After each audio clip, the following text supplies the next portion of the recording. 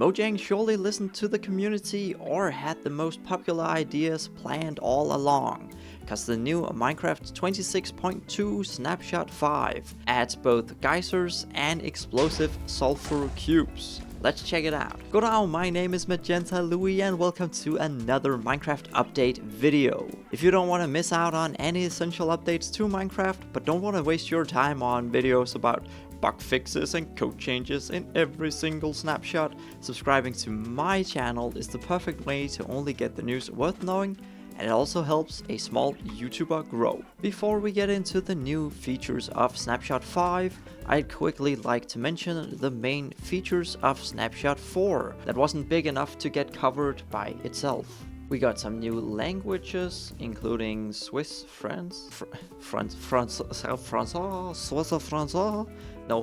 including Swiss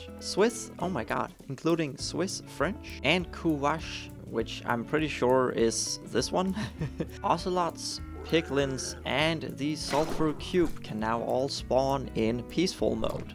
And also, when trying to find this guy in the creative inventory, I also realized that sulfur is now actually spelled as it should be in correct English, rather than with just an F instead of PH. See, I thought they chose to call it sulfur with an F because they want to make it unique to the game or something like that, but now for some reason in this snapshot it is spelled with the PH instead.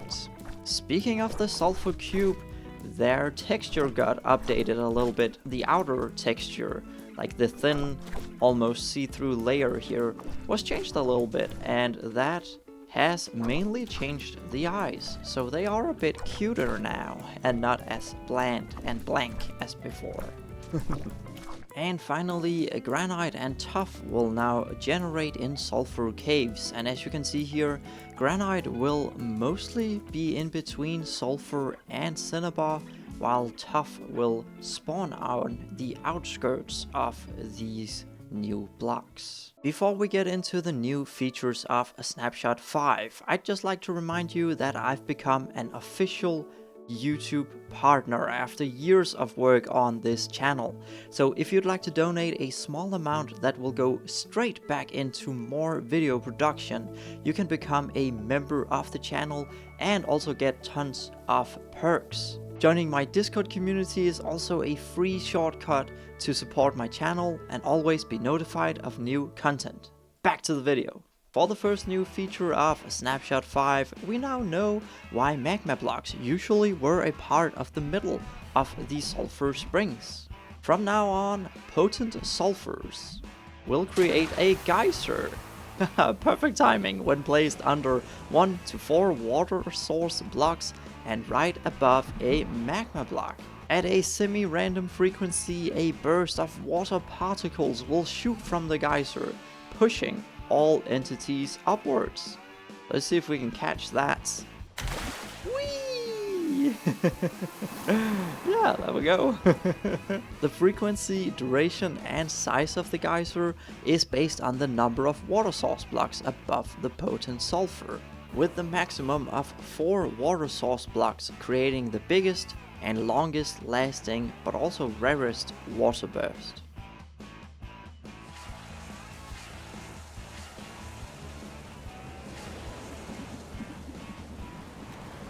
With a block inside, the sulfur cube is now also immune to all explosive damage. And of course it will yeet the sulfur cube away from the explosion blast. And speaking of explosions, we now got a new ball type, which can only be made with a block of TNT. So this is now the new ball type of explosions. It is very similar to a regular ball. It has basically the same abilities or attributes, except it has a little higher air drag, so it won't jump as far as the regular ball.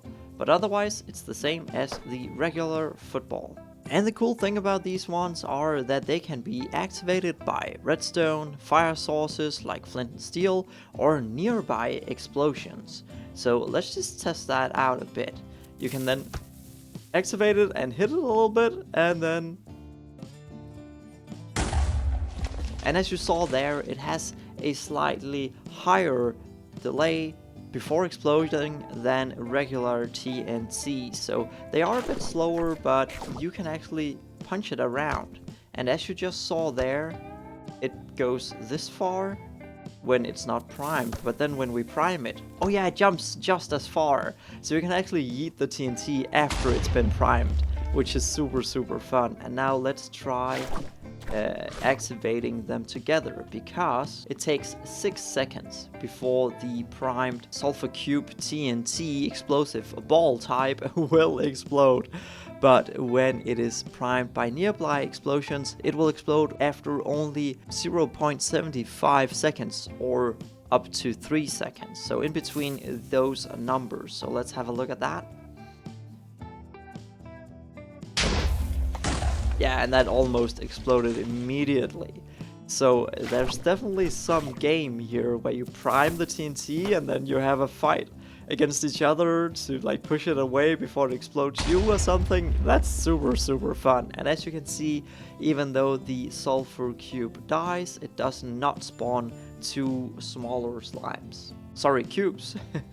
This will for sure be a fun but also chaotic new feature. It's super duper fun though, and I saw a lot of people suggest that Mojang should add this, and now they've actually done it. So yeah, props to them for actually listening to the community. Same with the Geysers.